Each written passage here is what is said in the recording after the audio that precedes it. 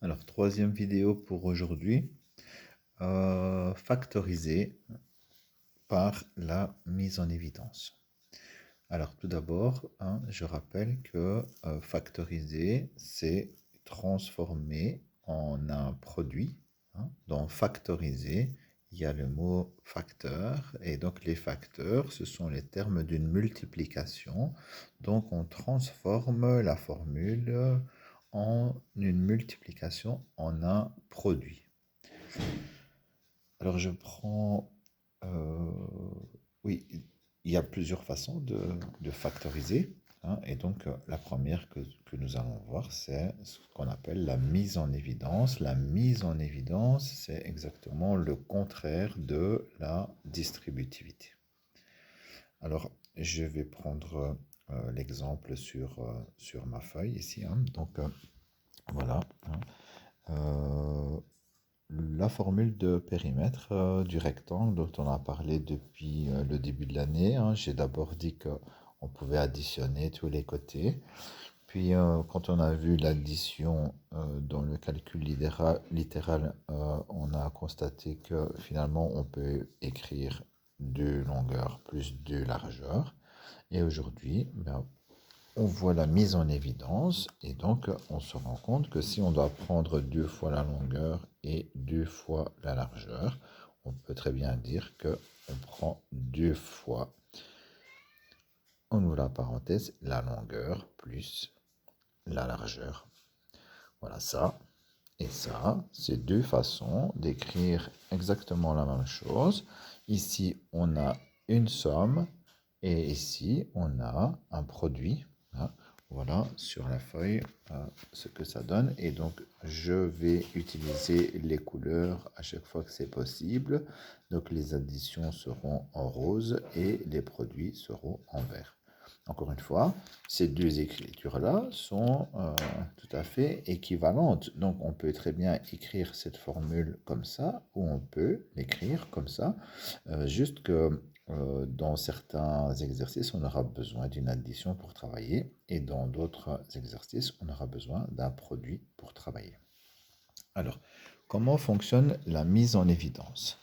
Hein, on vient de faire un exemple très simple. Hein. Donc, dans la mise en évidence, il faut euh, souligner, si certains veulent souligner, mais en tout cas différencier les termes de l'addition ou de la soustraction. Premier terme ici, deuxième terme ici, et se dire, tiens, qu'est-ce qu'il y a en commun dans ces deux termes? Donc ici, on a le A dans le premier terme et le A dans le deuxième terme. Et donc, on va pouvoir mettre le A en évidence et multiplier par ce qui manque dans le premier terme, c'est-à-dire 3B, plus ce qu'il manque dans le deuxième terme, c'est-à-dire 2x. Voilà. Et donc, une fois qu'on a terminé le travail, et c'est un peu ce que j'ai déjà fait en tête, hein, c'est de se dire, tiens, A fois 3B, ça fait bien 3AB, et A fois 2x, ça fait bien 2ax. Hein. C'est l'opération contraire de la distributivité, et donc je peux, dans ma tête, redistribuer pour vérifier si ça correspond bien. Deuxième exercice, voilà, de nouveau, deux termes. Hein. Qu'est-ce qu'on a en commun dans ces deux termes? Mais a priori, comme ça, à première vue, rien.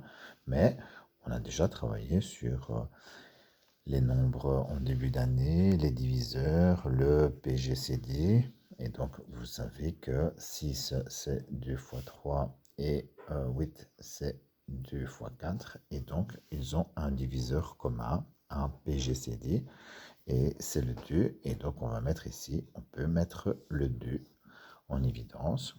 Pour retrouver le 6x, je dois multiplier par 3x. Et pour retrouver le 8y, par 4y. Le suivant, qu'est-ce qu'on a en commun dans les deux termes? On a le x en commun. Il n'y a plus d'autres lettres. Et quand on regarde les deux chiffres, 3 et 6, eh bien ici on a 3 et ici on a 2 fois 3. Donc je vais mettre 3x en évidence fois a pour retrouver le premier terme et pour retrouver le deuxième terme plus 2b. Voilà.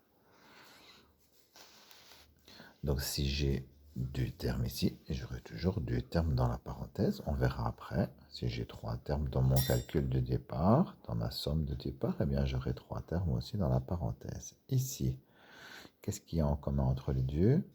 Le A, un seul A, parce qu'ici il n'y en a qu'un. Et donc, je dois multiplier, pour retrouver a carré x, je dois multiplier par ax. Et pour retrouver AY, je dois multiplier par Y. Le suivant, 3xy plus 6y carré. Ça, je vous le laisse faire. Avec ce qu'on a vu jusqu'à présent, ça devrait aller. Ici, on va continuer par faire x3.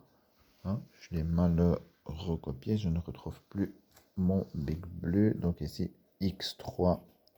Ici, c'était 3 plus x carré. Donc ici, il y a x fois x fois x. Là, on a x fois x. Et donc, on peut mettre x carré en évidence fois x pour retrouver x3. Et pour retrouver le x carré, n'oubliez pas, surtout, plus 1 fois x carré. Ça va donner x carré quand je distribue. Alors, le 12a cube b carré moins 15a b cube.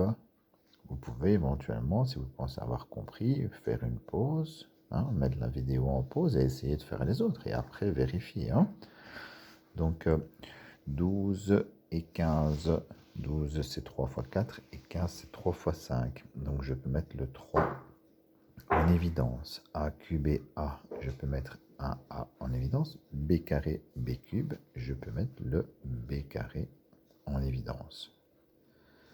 Et donc, je multiplie par... Je peux déjà préparer ma parenthèse avec un plus, non, c'est un moins ici. Voilà. Donc, voilà un premier exemple. C'est un moins au milieu, puisque ici, on a un moins. Par quoi je dois multiplier 3ab carré pour retrouver 12a cube b carré. Je multiplie par 4a carré. Voilà. Et pour retrouver 15a b cube, je multiplie par 5b. Voilà, je vous laisse terminer. Peut-être le dernier exemple, puisqu'il y a trois termes, c'est la première fois qu'il y a trois termes. Si je veux mettre en évidence quelque chose sur trois termes, il faut que je retrouve ce facteur dans les trois termes. Qu'est-ce que je retrouve dans les trois? X, X, X. Dans les chiffres, il n'y a rien qui est en commun aux trois en même temps. Donc je mets X en évidence. Je multiplie par 3A pour retrouver le premier. Plus, je multiplie par 6B pour retrouver le deuxième. Et ensuite, c'est moins. Et je multiplie par 2C pour retrouver le troisième. Voilà, si vous avez des questions, n'hésitez pas. Je vais vous envoyer une photo pour que les réponses soient plus claires.